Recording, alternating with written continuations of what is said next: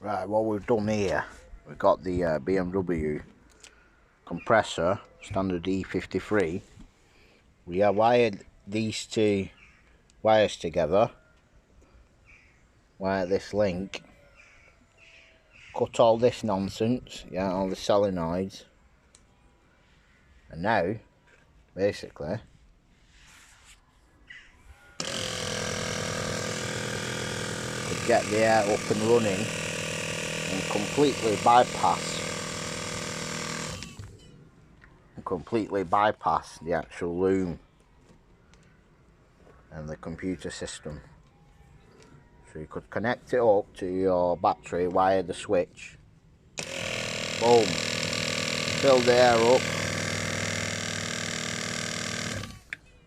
and then let's say you've got taps here, close it off, and jobs are good.